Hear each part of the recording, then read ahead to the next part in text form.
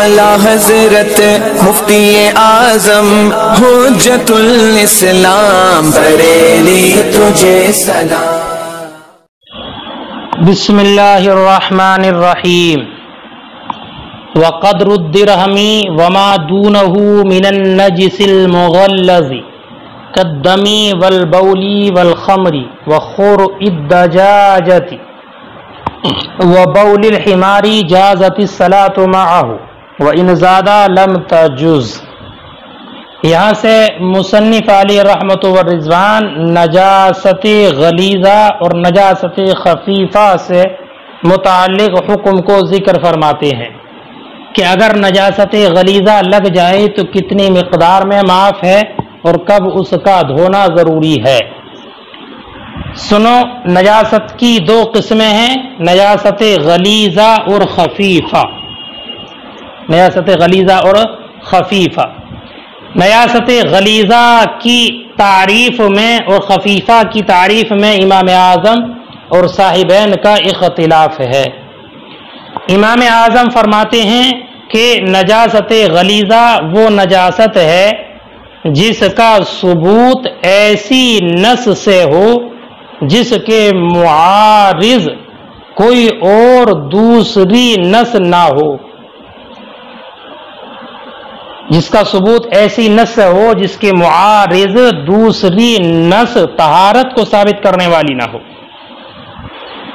क्या इमाम आज़म के नज़दीक नजासत गलीज़ा वो नजासत है जिसका सबूत ऐसी नस से हो जिसके मुआरिज़ दूसरी नस तहारत को साबित करने वाली ना हो। और अगर दो नस बाहम मुतारिज़ हों कि एक नजासत को साबित करती है दूसरी तहारत को, तो ये नजासत खफीफ़ा होगी, खफीफ़ा। और साहिबैन ये कहते हैं कि नजासत गलीज़ा वो नजासत है जिसके नजिस होने पर इजमा हो गया हो। और खफीफ़ा वो नजासत है जिसकी नजासत और तहारत में उलमा का इख्तिलाफ हुआ हो।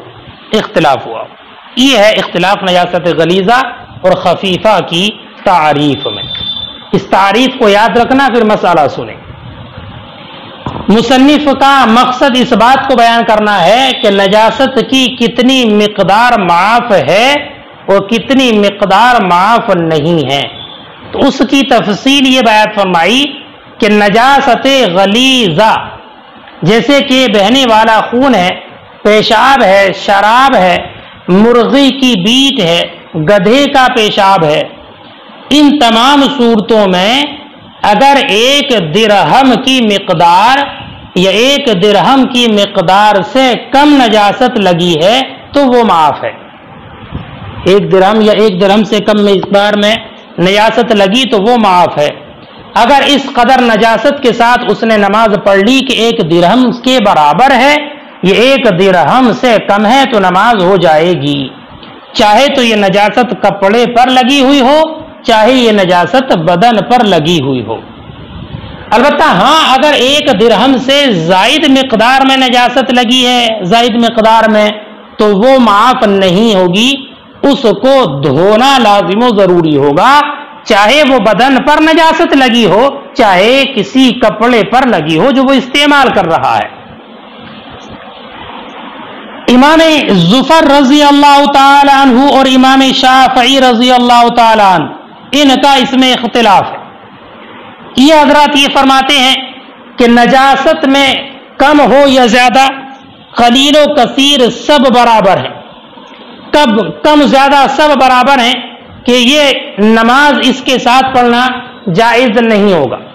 चाहे नजासत कलील लगी हो तब भी नमाज जायज़ नहीं है उसमें, चाहे कसीर लगी हो तब भी उसमें नमाज जायज़ नहीं है। दलील इन हज़रात की है कि अल्लाह ताला का जो इरशाद मुबारक है, पढ़ा आपने मा क़ब्ल में, वसियाबका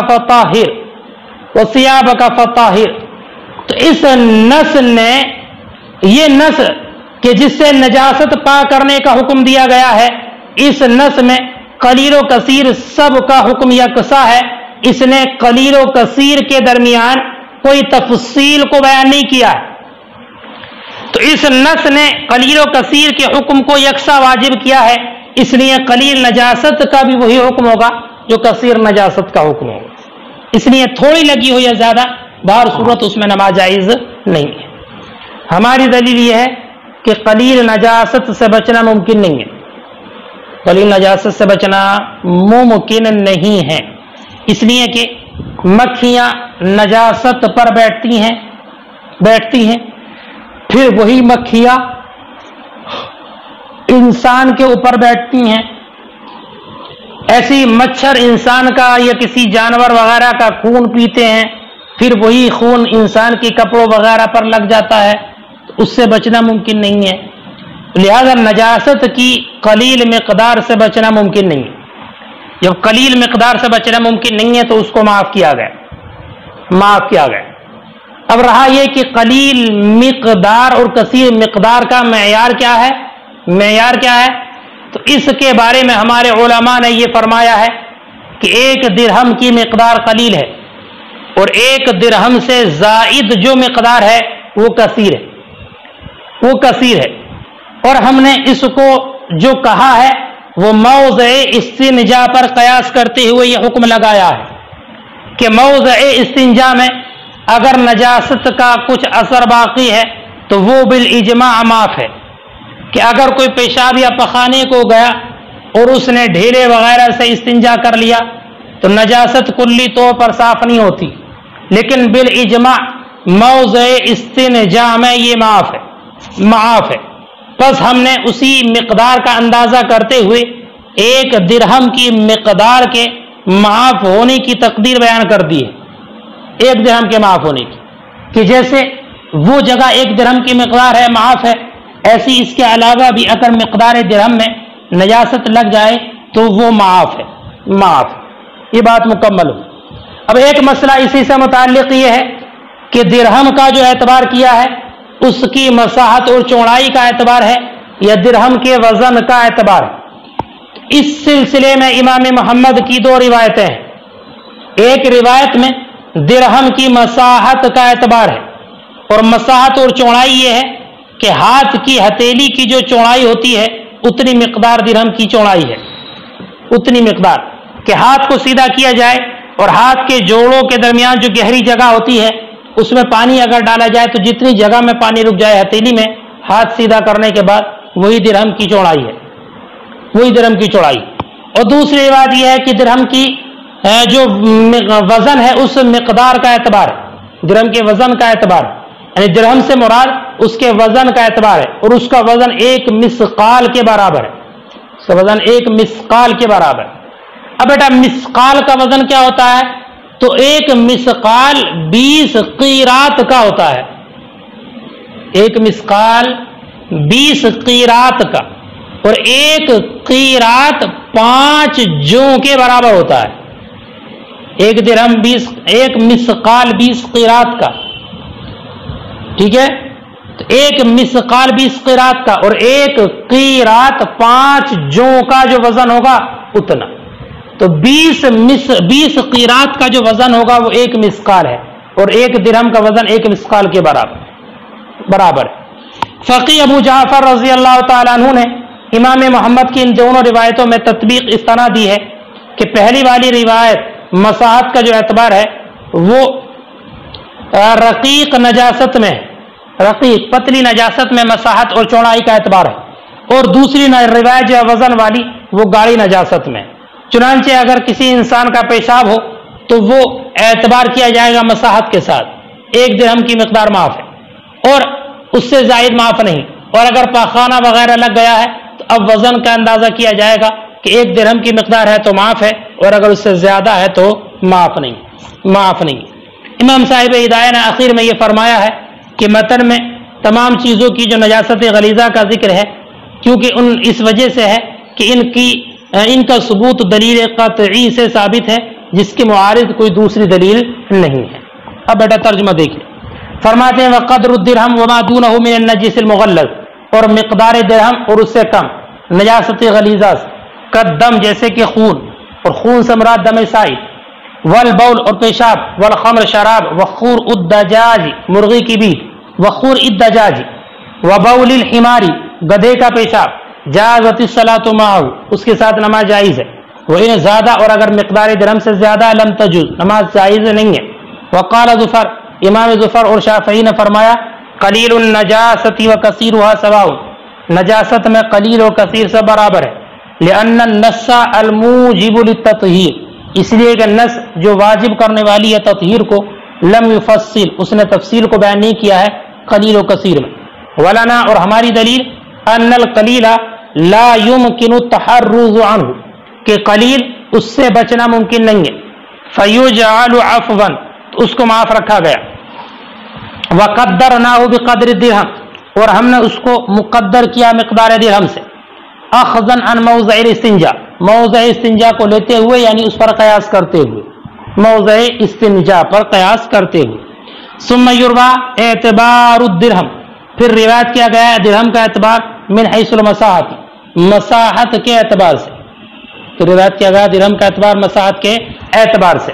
وہ ہوگا قدر عرض الکف فی صحیح اور وہ ہتھیلی کی چوڑائی کی مقدار ہے صحیح مذہب میں. وہ یروى من حیث الوزن اور وزن کے اعتبار سے بھی روایت کیا گیا وہ ہوگا درہم الکبیر اور وہ بڑا درہم ہے جو مسقال ہو.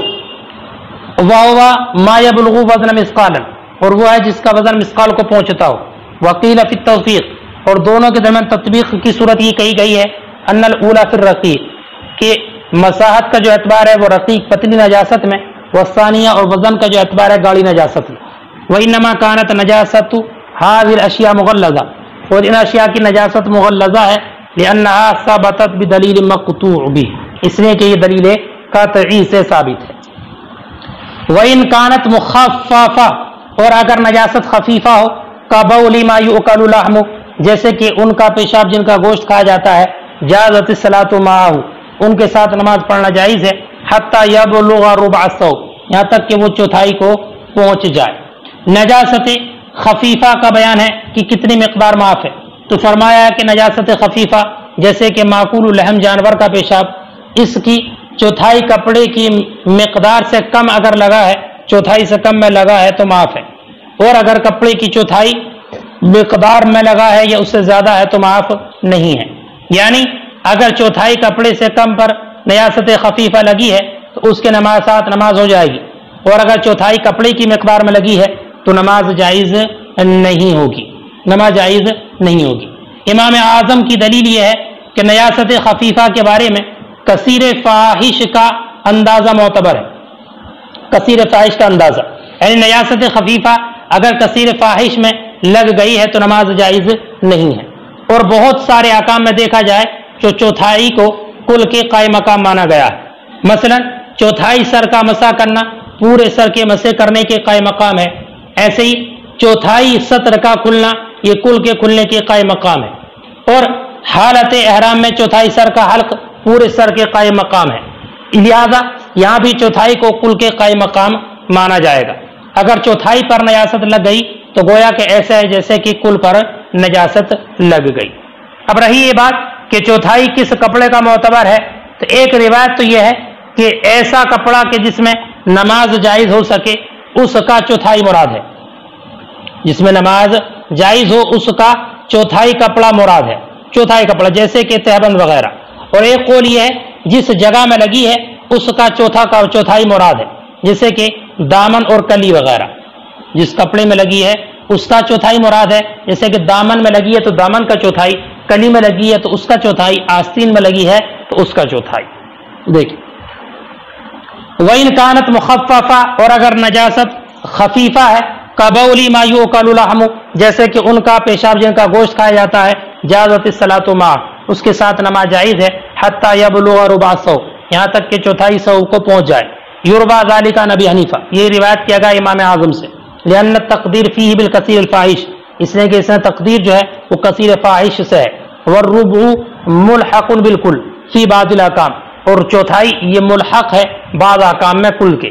وعنہ اور ان سے مروی ہے ربع ادنا ثوب اس ادنا کپڑے کا ربع مراد ہے تجوز فی صلاۃ جس میں نماز جائز ہو نا اس کا چوتھائی مراد ہے. کل میزہ جیسے کہ تہبند. وقیلہ اور ایک اور یہ ربع الموضع الذي اصابہ کہ اس جگہ کا چوتھائی مراد ہے جسے نجاست لگی ہے. کالذیل والدخریس جیسے کہ آستین اور کلی. جیسے کہ دامن اور کلی، دامن اور کلی، کذیل والدخریس، دامن اور کلی. تو اب یہاں پر اسی کپڑے کا مراد ہوگا کہ جس میں نجاست لگی ہو، جو دامن میں لگی ہے تو دامن کی، کلی میں لگی ہے تو کلی کا چوتھائی. وان ابی یوسف شبر فی شبر، اور امام ابو حنیفہ سے ایک روایت امام ابو یوسف کی ہے کہ ایک بالش چوڑائی اور ایک بالش لمبائی یہ معتبر ہے، لیکن صحیح وہی ہے کہ چوتھائی سے کم میں لگی ہے تو معاف. وانما کان مخففا عند ابی حنیفہ و ابی یوسف، اور یہ مخفف ہے معقول الرحم کا پیشاب امام اعظم اور امام ابو یوسف کے نزدیک، لمکان الاختلاف فی نجاستہ، اس کی نجاست میں اختلاف کے پائے جانے کی وجہ سے، یا دو نصوں میں تعارض کی وجہ سے، اعلی اختلاف الاصلین، اصلین کے اختلاف کی بنیاد پر. اس کا حاصل یہ ہے بیٹا کہ امام اعظم رضی اللہ تعالیٰ عنہ اور امام ابو یوسف دونوں کے نزدیک یہ نجاست خفیفہ ہے. امام اعظم کے نزدیک تو اس لیے کہ معقول اللحم کے جانوروں کے پیشاب کے سلسلے میں نجاست اور طہارت کے بارے میں نصوص مختلف ہیں. چنانچہ آپ نے پڑھا حدیث عرینا کہ جہاں پر اونٹ کے پیشاب پینے کا حکم دیا تھا تو وہ حدیث ان کی طہارت پر دلالت کرتی ہے. اور استنزہوا من البول فإن عامۃ عذاب القبر من، یہ حدیث پاک ان کی مطلقاً نجس ہونے پر دلالت کرتی ہے. تو یہ دونوں حدیثیں دو نص باہم متعارض ہیں، اس لیے یہ جو ہے نجاست خفیفہ ہے. اور امام ابو یوسف کے نزدیک اس لیے نجاست خفیفہ ہے کہ معقول الرحم کے پیشاب کے پاک اور ناپاک ہونے میں مجتہدین کا اختلاف ہے، جیسے کہ امام محمد اس کی طہارت کے قائل ہیں اور دوسرا جا حضرات نجاست کے قائل ہیں. تو دونوں کی اصل کے اختلاف کے اعتبار سے دونوں کے نزدیک یہ نجاست خفیفہ ہے. وَإِنَّمَا كَانَ مُخَفَّفًا، اور یہ نجاست خفیفہ امام اعظم کے نزدیک اور امام ابو یوسف کے نزدیک، لِمَكَانِ الْاخْتِلَافِ فِي نَجَاسَتِهِ، اس کی نجاست میں اختلاف کے پائے جانے کی وجہ سے. یہ امام ابو یوسف کے نزدیک اس کے اختلاف ہے نجاست کے بارے میں، اس لیے نجاست خفیفہ ہے. او لتعارض النصین، یہ نصین کے متعارض ہونے کی وجہ سے، دو نصوں کے متعارض ہونے کی وجہ سے یہ امام اعظم کے نزدیک علی اختلاف الاصلین، دونوں کے اصل کے اختلاف پر. یہاں تک نجاست غلیظہ سے جو مقدار معاف ہے اور جو نہیں ہے اس کا ذکر ہو گیا، اور نجاست خفیفہ میں جو مقدار معاف ہے اور مقدار معاف نہیں اس کا ذکر ہو